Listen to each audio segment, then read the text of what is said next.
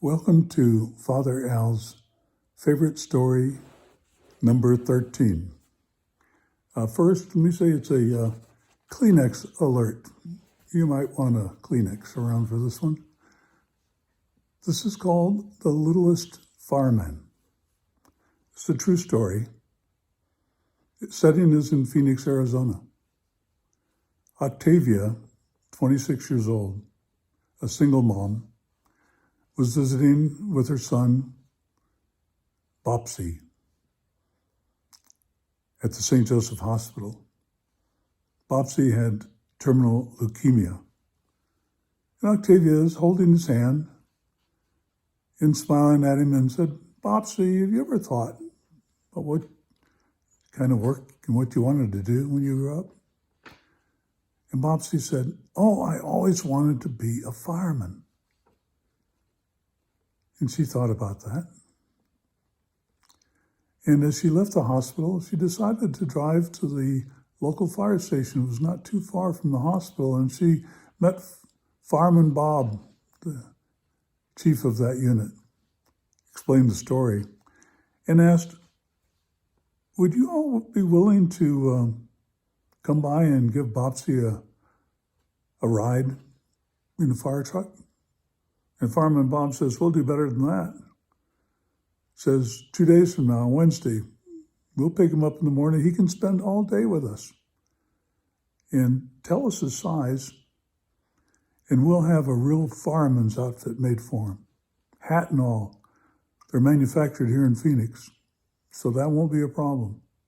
And sure enough, that Wednesday morning, they showed up, dressed Bopsy in his outfit, and they spent the day together. There were 3 calls that day that Bopsy went out on. One, he went out on the fire truck.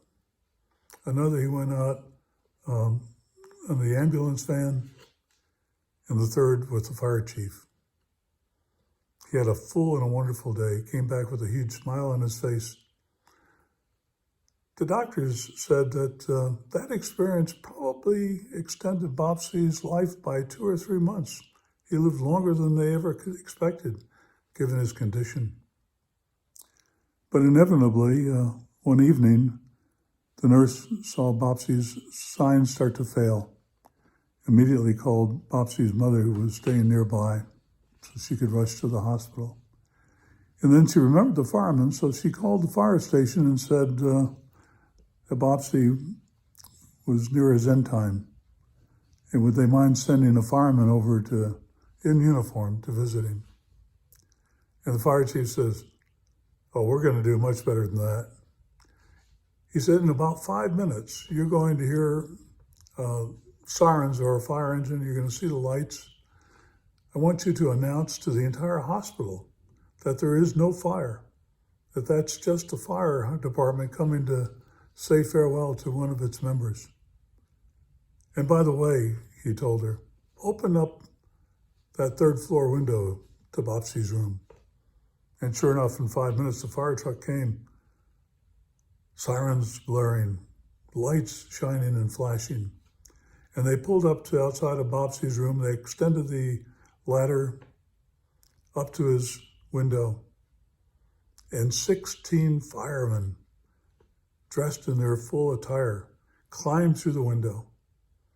Bopsy's mom was there by then.